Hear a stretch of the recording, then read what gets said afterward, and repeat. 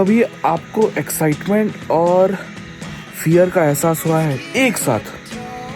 मैं आपको बता दूं, आज मैं बहुत ही ज़्यादा एक्साइटेड हूं क्योंकि 1.5 साल के बाद इस साल का पहला मिल्की वे लेने की मैं कोशिश कर रहा हूं।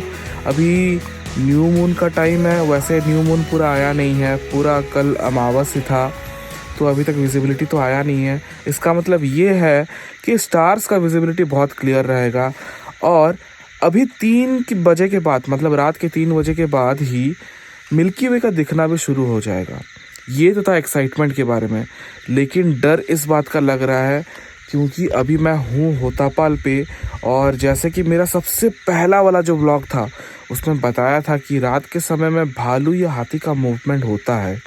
हालांकि अभी तो कई सालों से ज़्यादा नहीं हो रहा है, लेकिन पहले व्लॉग के टाइम पे हुआ था, कुछ देखे थे। और आज उसी बात का डर लग रहा है कि कहीं हाथी ना आ जाए। सूखा पड़ा हुआ है, खेत सब सूखे पड़े हुए, तो आते हैं लोग, कभी तो आते ही हैं। खैर जो भी हो, अभी बज चुका है, पूरे 12 बज चुके हैं और अभी वेट करना है 3 घंटा। खैर आप पेशेंटली बस वीडियो को देखते रहिए, मिले या ना मिले मिल्की वे, लेकिन कुछ ना कुछ तो एक्सपीरियंस करके हम जाएंगे ही। टाइम लगभग 3:30 हो चुका है, आई थिंक 3:50 हो चुका है, और ये 3 घंटे का नींद बहुत ही अच्छा लगा क्योंकि घर से सो के आए नहीं थे, रेस्ट किए नहीं हुए थे, तो सोच तो रहा था कि कार में शायद सोने नहीं होगा, लेकिन अच्छा खासा नींद भी आ गया, फ्रेश भी हो गए हैं। मिल्की वे का विजिबिलिटी अभी तक नहीं आया है आई थिंक, क्योंकि 3 बजे हॉराइजन से ऊपर गया हुआ है, तो थोड़ा आने पे टाइम लगेगा। आई थिंक 5 बजे तक हमें कंप्लीट व्यू हो जाएगा और उसके बाद शायद हमें 10 मिनट ही मिलेगा शॉट लेने के लिए, तो उसी के अंदर मुझे 10 शॉट ले लेना पड़ेगा ताकि मैं पोस्ट प्रोडक्शन में स्टैक कर सकूं। फिलहाल मैं तो अपना कैमरा यहाँ पर बैठा दिया हूँ, लगा दिया हूँ, और चलो अच्छा हुआ यहाँ पर ये सीढ़ी बन गया है। मैं थोड़ा वाइड एंगल में आपको दिखाता हूँ, ये रहा सीढ़ी, और ये एक अच्छा बेस मिल गया क्योंकि कभी भी ये पूरा पानी के पास से लेना नहीं होता था। एक लिया हुआ था शायद 2-3 साल पहले, वो भी ठीक ठाक आया था, लेकिन ये अभी अच्छा व्यू मिल रहा है। हालांकि अभी तक पोजीशन के बारे में पता नहीं चला है, फोटो पिल्स में बस देखे हैं, और तो डायरेक्शन ठीक ही लग रहा है, लेकिन कोई बात नहीं है। एक शॉट लेने के बाद अगर डायरेक्शन पता चल गया तो तुरंत हम फ्रेम चेंज कर सकते हैं फिर से।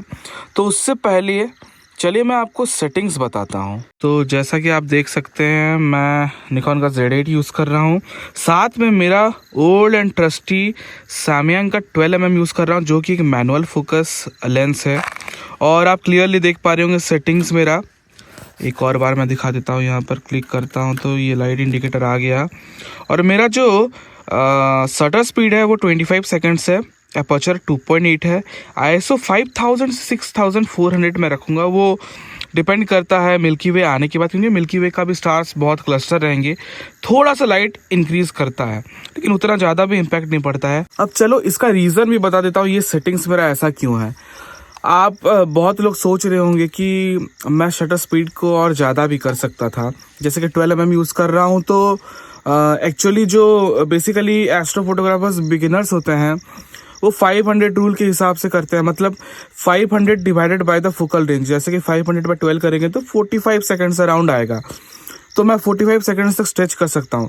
लेकिन उसमें भी ये जो रूल है ये बस एक बनावटी रूल है, उसमें परफेक्ट कभी नहीं आता। उससे 10 से ये 15 सेकेंड को, मतलब 10 to 20% हम लोग कम ही रखते हैं। तो मैं यूज़ करता हूँ NPF रूल। NPF रूल को अब समझाऊंगा तो बहुत टाइम लग जाएगा, उसको पेपर पेन लगा के आपको बताना पड़ेगा। सबसे सिंपल यही रहता है कि परफेक्ट NPF रूल करने के बाद जो फिगर आता है वो 300 बाय द फोकल लेंथ आता है, divided by the focal length, मतलब 300 डिवाइडेड बाय 12 कर दूंगा तो मेरे को मिल जाएगा 25 सेकंड्स। अच्छा, ये कर भी क्यों रहा हूँ, ये इसलिए कर रहा हूँ क्योंकि अगर 25 सेकंड से मैं ऊपर एक्सपोजर टाइम लेता हूँ तो स्टार स्पॉट्स नहीं आएंगे, उसमें ट्रेल्स होना स्टार्ट हो जाएंगे, जो कि मिल्की वे या कॉन्स्टलेशंस या जो स्टिल एक शॉट होता है विदाउट ट्रेल्स, वो बिल्कुल भी अच्छा नहीं लगता है। तो उसी के लिए हमें 25 सेकंड्स लेना पड़ता है। अब एक और प्रॉब्लम भी है उसके साथ, अगर 25 सेकंड्स रखते हैं तो हम लोग का जो ISO है वो भी चेंज होके बढ़ता जाता है। जो शायद 45 सेकंड्स में मुझे 2000 ISO में मिल जाता, अभी उसको मुझे रेस करके 6400 करना पड़ रहा है। लेकिन उसके लिए भी कोई इशू नहीं है। उसके लिए मैं एक उसका इक्विवेलेंट एक सुपर लॉन्ग एक्सपोजर ले लूँगा से अगर मेरा 30 सेकंड का एक्सपोजर आता है और मेरा ISO 6400 है, तो मैं 30 सेकंड को इंक्रीज करके 1 स्टॉप बढ़ा सकता हूँ 60 सेकंड्स, तो कंपेंसेट हो जाएगा ISO मेरा कितना 3200 हो जाएगा। वैसे ही अगर 120 सेकंड एक स्टॉप बढ़ा देता हूँ तो मेरा ISO 1600 हो जाएगा। अब 240 सेकंड्स कर देता हूँ एक स्टॉप, अगर 120 से बढ़ा देता हूँ तो मेरा ISO जो है वो 800 हो जाएगा, एक स्टॉप कम हो जाएगा। उसी तरह 240 से 480 सेकंड अगर मैं कर देता हूँ तो मेरा ISO स्टॉप डाउन टू 400 हो जाएगा। अब 400 ISO में थोड़ा क्लीनर इमेज तो मिलेगा ही मुझे, हालांकि 64 या बेस ISO की तरह नहीं मिलने वाला है, लेकिन 6400 से सिग्निफिकेंटली बहुत कम मिलेगा ISO। वो एक शॉट ले जाऊंगा तो मैं स्काई के साथ जो मेरे 25 सेकंड वाला एक्सपोजर है उसको रखूंगा, और मिड ग्राउंड और फोरग्राउंड पे जितने भी एलिमेंट हैं उसको मैं स्टैक कर दूंगा ये 480 सेकंड वाला फोटो के साथ। तो 480 वाला सेकंड वाला शॉट भी मैं आपको अभी दिखा रहा हूँ वो कैसा दिखता है। तो बेसिकली इसमें स्टार्ट रेल्स हो गए हैं, तो ये अनयूजेबल है, लेकिन इसका फोरग्राउंड और जो ये पानी वाला मिड ग्राउंड है जो भी है, इसको इजीली यहाँ पर मैं ब्लेंड करके मास्किंग करके इसको क्लियर एक सिंगल फोटो में ला सकता हूँ।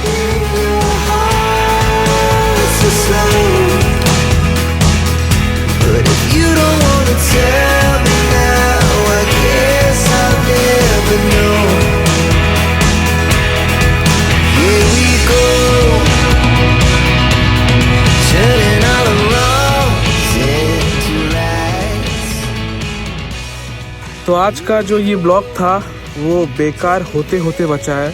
वैसे मैं पूरा नहीं कह सकता कि कंप्लीटली सक्सेस हुआ, फेल्ड अटेम्प्ट तो था। लास्ट मोमेंट पे जब डे आवर स्टार्ट होता है या ब्लू आवर जब स्टार्ट होता है तभी मिल्की वे मिला है, क्योंकि 3 बजे तक हेज़ नहीं दिख रहा था, उतना इंटेंसिटी नहीं था। लेकिन 4, साढ़े 4 बजे के बाद जब मिल्की वे ऊपर आने लगा तभी हेज़ का इंटेंसिटी मोर देन ट्वाइस हो गया, और मिल्की वे रहता है पहाड़ के ऊपर आने वाला था, एंटायर 20% तक होराइजन के ऊपर पूरा कवर हो गया मिस्ट और हेज से। तो दिक्कत तो हुआ, अब सोच ही रहा था कि पूरा गड़बड़ हो जाएगा आज का व्लॉग, लेकिन लकीली लास्ट में एक शॉट तो मिल ही गया। हालांकि उसको मैं नॉइज़ रिडक्शन नहीं कर सकता हूँ क्योंकि प्रीवियस जो फ़ोटोज़ है उसमें विजिबल नहीं है मिल्की वे।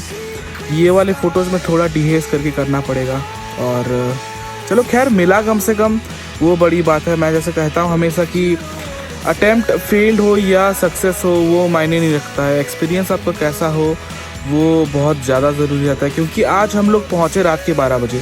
वैसे हमेशा एस्ट्रो लेने के लिए मैं दिन के टाइम पे पहुँचता हूँ, लेकिन अभी शुरुआत हुआ है मिल्की वे का तो ये रात के 3 बजे के बाद ही निकलता है। तो जैसे महीने बढ़ते जाएंगे मई, जून, जुलाई तक, तब तक आ जाएगा 8-9 बजे तक मिल्की वे विजिबल होना, मतलब तब ले सकते हैं इजीली हम आगे से आके। लेकिन ऐसे रात के टाइम में आएगा तो हम अगर 5-4 बजे से आते हैं तो 12 घंटा रुकना पड़ेगा, जो कि आई थिंक वर्थ नहीं होता। अगर सोचिए आप, अगर आज हम लोग 3-4 बजे से आए रहते दोपहर के टाइम पे और शॉट ऐसा ही मिलता तो ये पूरा टोटल दिन बर्बाद होता। खैर एक्सपीरियंस अच्छा था, एक ब्लू आवर का फ़ोटो भी तो अच्छा ही खासा मिला है, आपको दिखाऊंगा अभी। तो आप बताइए आज का वीडियो कैसा लगा। ये अटेम्प्ट था एक इस साल का पहला मिल्की वे के ऊपर, तो आने वाले फ्यूचर में मैं और भी बहुत सारे शॉट लेने की कोशिश करूँगा, और इस बार थोड़ा वाटर वाले बॉडी से दूर रह के करूँगा, क्योंकि जहाँ पर वाटर बॉडी रहता है मॉइस्चर ज़्यादा रहता है, तो वहाँ पर हेज़ का होना नेचुरल बात है। तो ठीक है, बस आप सब्सक्राइब कीजिए मेरे चैनल को इस तरह के वीडियो देखने के लिए, और बेल पे हिट कर दीजिए क्योंकि नए वीडियोस का नोटिफिकेशन आपको उसी से मिलता रहेगा। So it's your lemon photographer Amit signing off and take care.